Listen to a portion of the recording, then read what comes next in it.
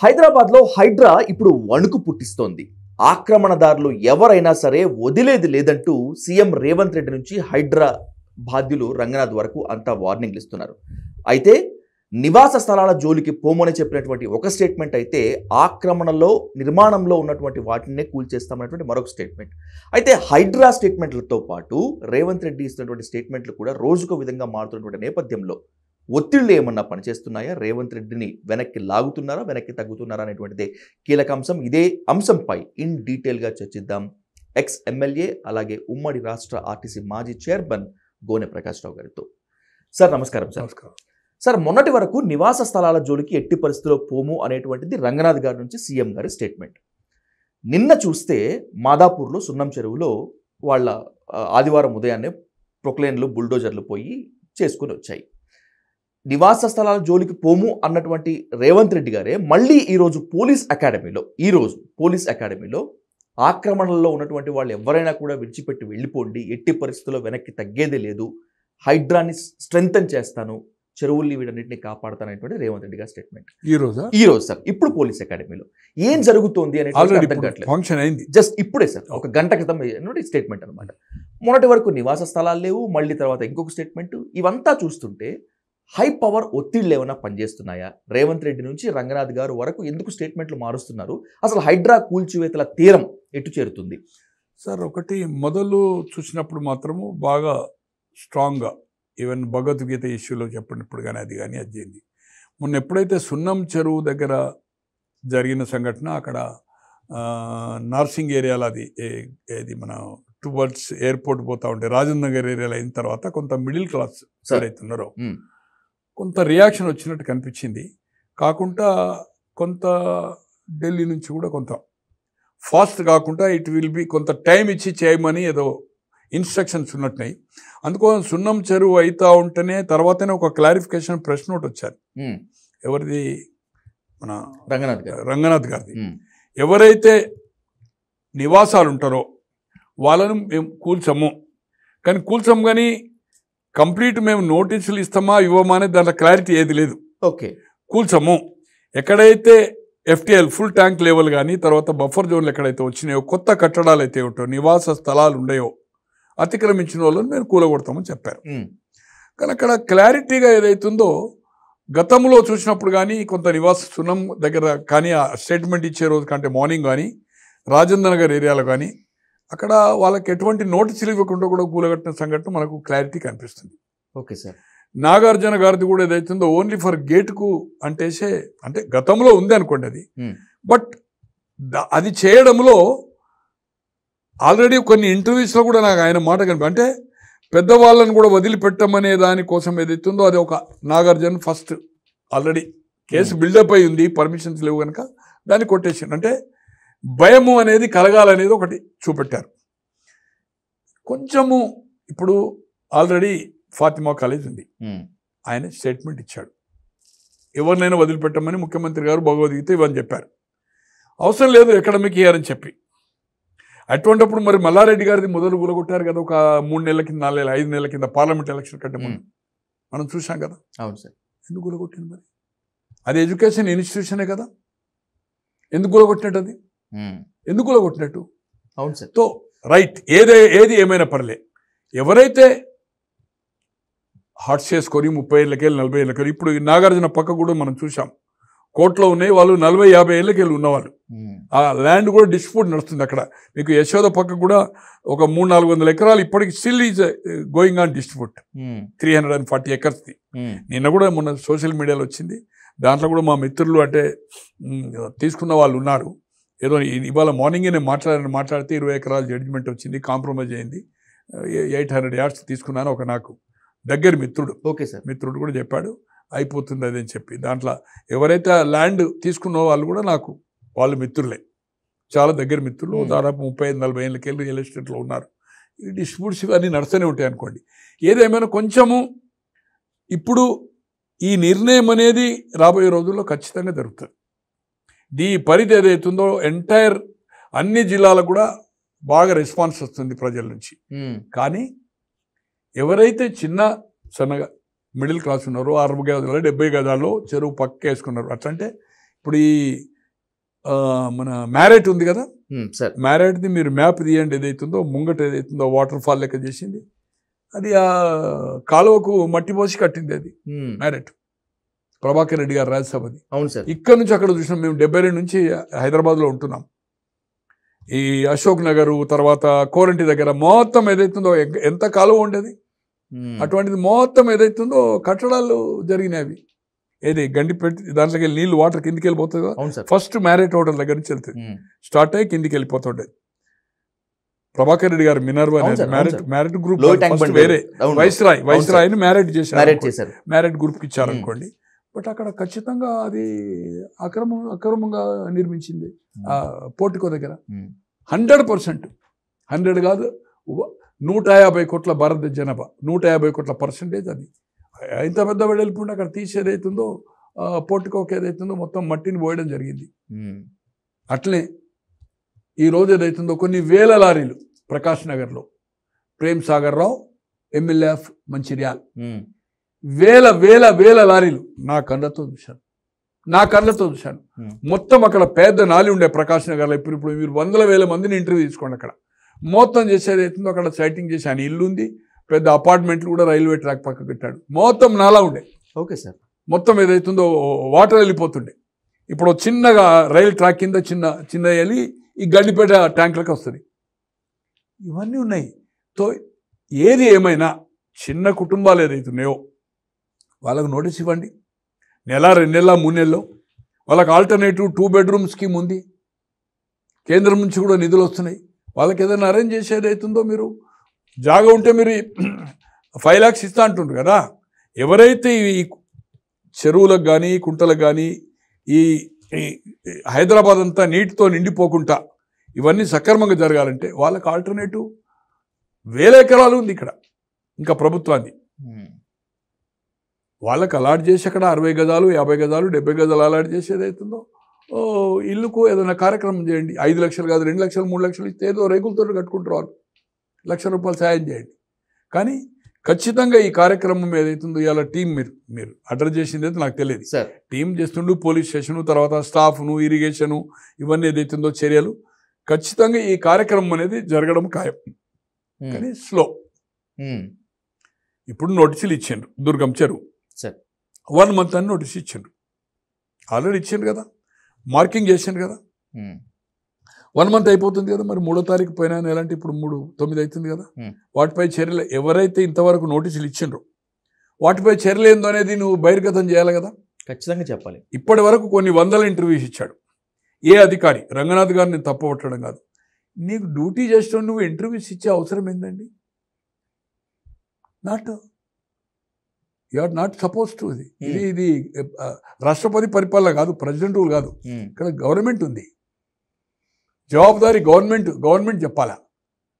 Municipal అది చేస్తారు. ఒక సిటీ ఇన్ఛార్జ్ మినిస్టర్ రంగారెడ్డి ఉన్నాడు, ఎక్కడ జరుగుతుందో వాళ్ళతో చెప్పాలా. కానీ ఏదైతుందో రంగనాథ్ గారు ఏదైతుందో ఎవరిని వదిలిపెట్టము, ఎవరికో లేడీ పేరుకు డాన్ అని పెట్టాడు. అవును సార్. మల్లంపేట విల్లాస్ ఒక ఐపీఎస్ అధికారి ఉండి డాన్ అని నువ్వు అనడం ఏంటి? తో అంటే ఇంటర్వ్యూస్ మాత్రం ఒక ఐపీఎస్ అధికారిగా ఇప్పటి వరకు నేను చూస్తున్నా ఏ డీజీపీ కానీ ఏ కమిషనర్స్ కానీ ఇన్ని ప్రెస్ ఇన్ని ఇంటర్వ్యూస్ ఏదైతుందో ఇప్పటి వరకు ఇచ్చిన వాళ్ళు లేదు. దేనికి ఇన్ఛార్జ్ చేసినా కూడా వాళ్ళ డ్యూటీస్ ఏదైతుందో గతంలో ఒక కన్వెన్షన్ ఉండే sir. Any policy matter or revenue RDO కానీ తహసీల్దార్ కానీ కలెక్టర్ కానీ ఎవరు కానీ అప్పుడు ఇవన్నీ ఎలక్ట్రానిక్ లేదు, only print. No press, government will take care అంతే. ఏది ప్రెస్ కాన్ఫరెన్స్లు ఏం జరగకపోతుంది.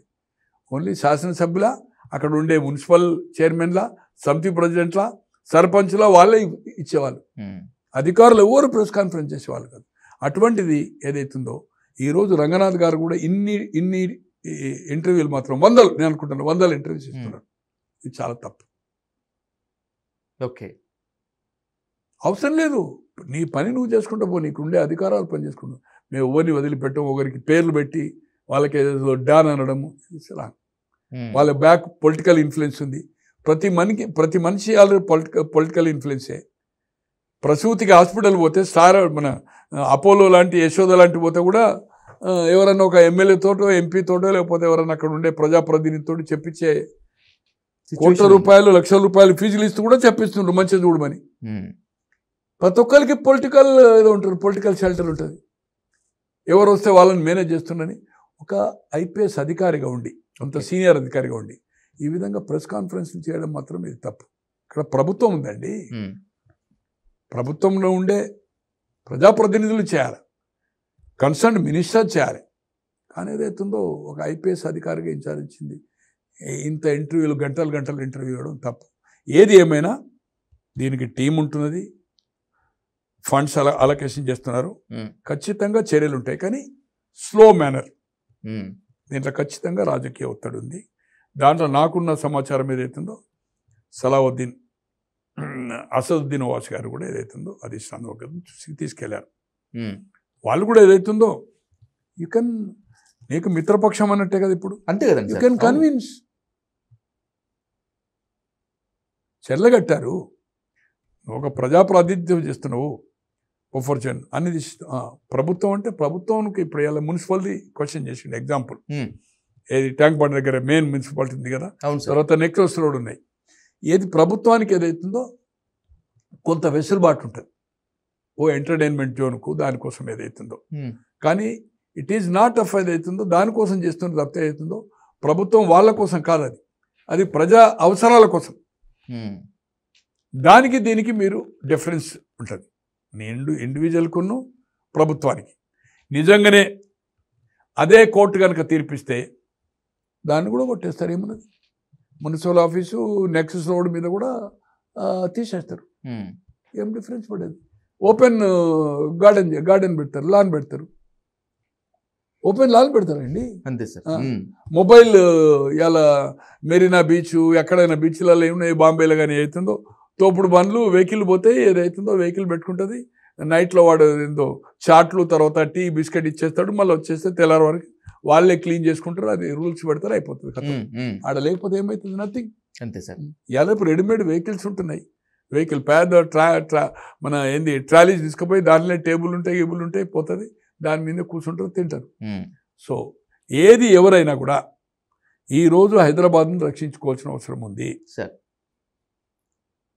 దీనికి అన్ని పార్టీలు పిలిచి ఇప్పటికైనా రేవంత్ రెడ్డి గారు వ్యక్తిగతంగా తీసుకోక, వార్నింగ్లు ఇవ్వకుండా ఇప్పటికైనా అన్ని రాజకీయ పార్టీలను, ఒకటేమో అసెంబ్లీ రిప్రజెంట్ పార్లమెంట్ రిప్రజెంట్ చేసే పార్టీలను, రికగ్నైజ్ పార్టీలు ఎవరన్నా ఉంటే పిలిచి ఒపీనియన్ తీసుకొని, కొన్ని ఏదైతుందో ఎన్జిఓ ఆర్గనైజేషన్స్ పర్యావరణవేత్తలను తీసుకొని ఏదైతుందో దీనికి సాల్వ్ చేయడానికి ఒక రెమెడీ, అంటే మనం ఏదైతుందో వాళ్ళు నష్టపోయిన పరిస్థితి ఏంది, అధికారుల మీద చర్య తీసుకుంటున్నాం.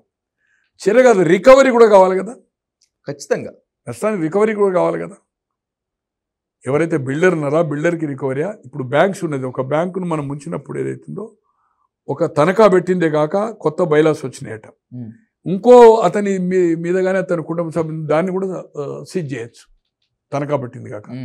చట్టాల్లో కొన్ని మార్పులు తెచ్చి, మన దగ్గర లోక్సభ స్ట్రెంత్ ఉన్నది, మెయిన్ అపోజిషన్ ఇవ్వాల, ఆల్మోస్ట్ ఆల్ 230 మన ఇండియా కూటమి ఉంది, చేసి చట్టాల్లో మార్పులు తెచ్చి కూడా ఏదైతుందో దీన్ని పటిష్టమైన చట్టం తెస్తే రేవంత్ రెడ్డి గారు చరిత్రలో నిలిచిపోతారు.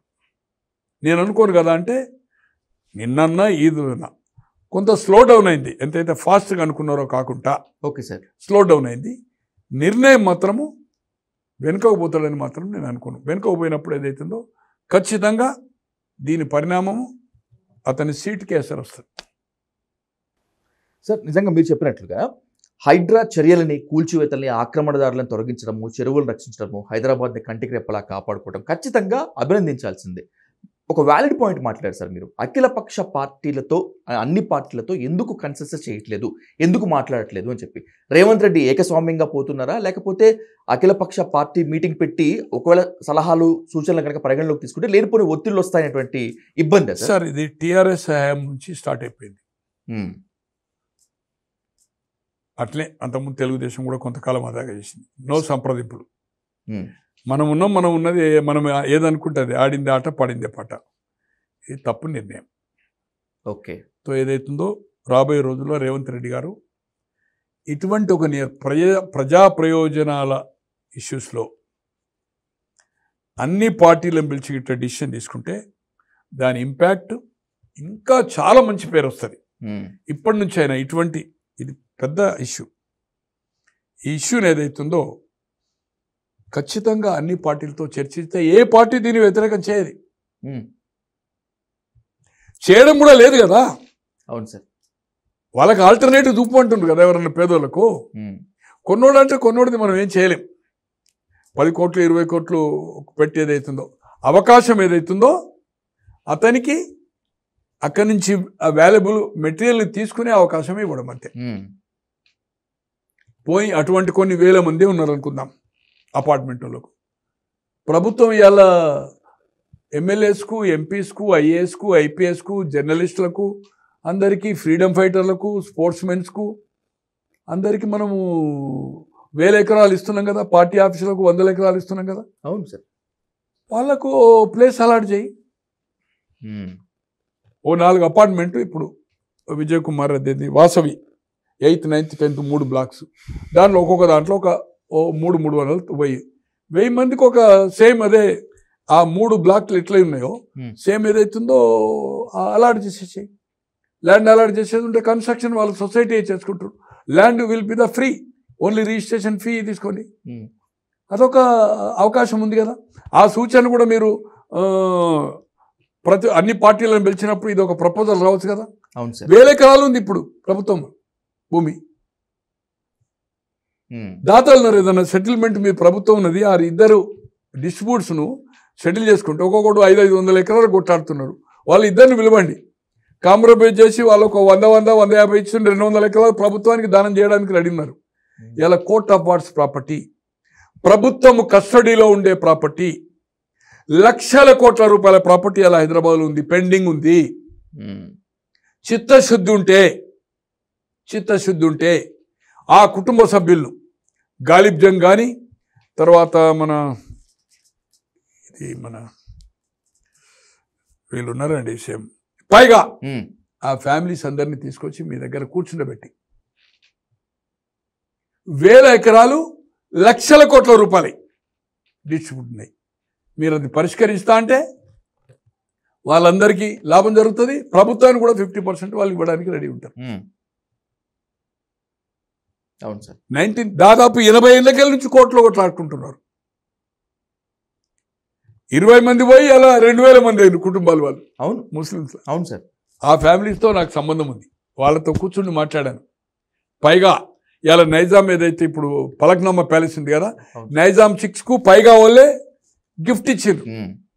పైగా అంటే ఇప్పుడు మన సికింద్రాబాద్ ఉంది కదండి, పైగా అది పైగా ప్రాపర్టీ చిరాన్ ఫోర్ట్ మూల మీద అంతా పైగా వాళ్ళు మోర్ దానే నైజాం కంటే రిచెస్ట్ వాళ్ళు. హైదరాబాద్ చరిత్రలో వీళ్ళకి చాలా కీలకం కదా. ఇలా అమెరికన్ ఎంబాసీ ఉంది కూడా పైగా ఏదైతుందో గవర్నమెంట్ తీసుకొని వాళ్ళు డబ్బులు డ్రా చేయాలి 2008లో. ఇప్పుడు తీసుకుంటున్నారు వాళ్ళు. గవర్నమెంట్ కొనది అది పైగా ఫ్యామిలీ వాళ్ళది. ఆ సరౌండింగ్ అంతా పైగా ఫ్యామిలీ వాళ్ళు ఉన్నారు. ఇప్పుడు ఆ కుటుంబ సభ్యులతో నేను కూర్చుని మాట్లాడాను. నా దగ్గర ఫోటోలు కావాలంటే మీకు అన్ని ఫార్వర్డ్ చేస్తాను. They are ready. అలాగే గాలిబ్ జంగ్ ఆయన 1000 ఎకరాలు ఈరోజు డీజీపీ ఆఫీస్ ఏదైతుందో అసెంబ్లీ ఆయనే దానం చేసింది, నైజాం పీరియడ్లో కట్టింది. పక్కది మజీద్ పబ్లిక్ గార్డెన్. ఇప్పుడున్న డీజీపీ ఆఫీస్ నుంచి మొత్తం ఇంటెలిజెన్స్ ఆఫీస్ వరకు అది గాలిబ్ జంగ్ ములుగుది. సికింద్రాబాద్ క్లబ్ 10 ఎకరాలది ఆయనే తీసుకున్నాడు, ఆయనే అమ్మిండు విత్ పేపర్స్. మొన్న కాలిపోయినప్పుడు నేనే ఇచ్చాను, 2 ఛానళ్ళకి ఇస్తే టెలికాస్ట్ చేశారు. రిజిస్ట్రేషన్ ఎప్పుడైంది 1897లో అయిన రిజిస్ట్రేషను 12,000 రూపాయలకు 10 ఎకరాలు. సో ఇట్లా 1000 ఎకరాలు ఉన్నాయి. నిజంగానే చిత్తశుద్ధితో ఉండే సిటీని ఏదైతుందో ఒలింపిక్స్కు ఆహ్వానించడం జరిగింది ఇక్కడ. అవును సార్. ఒక విశ్వనగరం చేస్తానే ఒక స్వప్నం ఉంది రేవంత్ రెడ్డి గారికి. అది నిజంగానే మీకు చేయాలనుకుంటే ఈ డిస్ప్యూట్ ల్యాండ్ షోలను, ఈ కోర్ట్ ఆఫ్ వార్డ్ షోలను, డిస్ప్యూట్ ల్యాండ్ షోలను ఒక కమిటీ వేసి వాళ్ళని చేస్తే అవుతుందో మీకు లక్షల కోట్ల రూపాయలు 1000 ఎకరాలు ఏదైతుందో మీ ప్రభుత్వం పరంగా వస్తాయి. ఈరోజు ఆర్థిక ఇబ్బందులకి వెళ్ళి బయటపడవచ్చు, ఎవరైతే ఈ చిన్న కారు వీళ్ళైతే ఇండ్లు పోయినాయో తర్వాత ఈ అపార్ట్మెంట్ పోయిన మిడిల్ క్లాస్ ఉండదో ఒక కేటగిరీ చేయండి, చేసి అప్లికేషన్ తీసుకుని వాళ్ళకి సాయం చేయొచ్చు. మీరు చిరస్థాయిలో చరిత్రలో నిలిచిపోతారు. కానీ కన్సల్టేషన్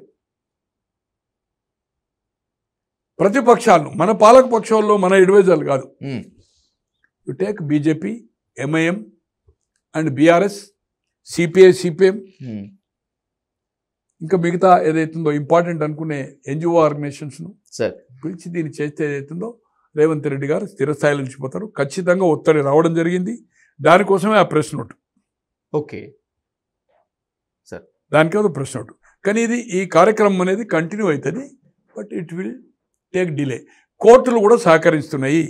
కోర్టులు ఎక్కడ స్టే ఇవ్వడం లేదు, స్టే ఇచ్చే అవకాశం లేదు.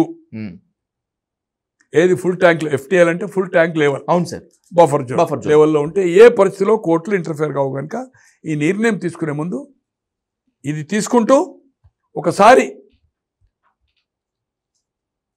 మాకు అవకాశం ఇవ్వండి. మీ డైలీస్ ద్వారా నేను కలిసే ప్రయత్నం ఇప్పటి వరకు చేయలే, కలవాలనుకుంటున్నాను. Okay sir. About court of wards కూడా మీరు పరిష్కరిస్తే ఈరోజు మీకున్న 7 లక్షల కోట్ల రూపాయల అప్పు తీరే అవకాశం కూడా ఉంది. తప్పకుండా సార్. కోర్ట్ ఆఫ్ వార్డ్స్ పైగా కానీ గాలిబ్ జంగ్ కానీ ఏవైతే కొన్ని ఫ్యామిలీస్ ఉన్నాయో వాళ్ళని పిలిస్తే ఖచ్చితంగా పరిష్కారం ఏది ఉంటే మీకు 50% they will give it to the government. ఆ కుటుంబాలను ఐకమత్యం చేసి మీరు కూర్చుండబెట్టి అది చేసేది ఉంటే it will settle down sir. ఎక్కడో ఒక పరిష్కారం అవుతుంది. అవును సార్, అవును. నైజాంకు గిఫ్ట్ ఇచ్చిన వాళ్ళు ఆ ఫ్యామిలీ, పైగా ప్యాలెస్ ఏదైతుంది ఇప్పుడు అదేంది ఫలక్నమా ప్యాలెస్, ఇప్పుడు ఆ స్టార్ హోటల్ నడుస్తుందో నైజాం 6కి ఏదైతుందో పైగా ఫ్యామిలీ, ఆ కుటుంబ సభ్యులు ఇప్పుడు ఉన్నారు బేగంపేటలో. నా దగ్గర కూడా ఉన్నాయి ఫోటోలు, మీకు ఇప్పుడే ఫార్వర్డ్ చేస్తాను. తప్పకుండా సార్, తప్పకుండా. Done. Thank you so much sir. Right sir.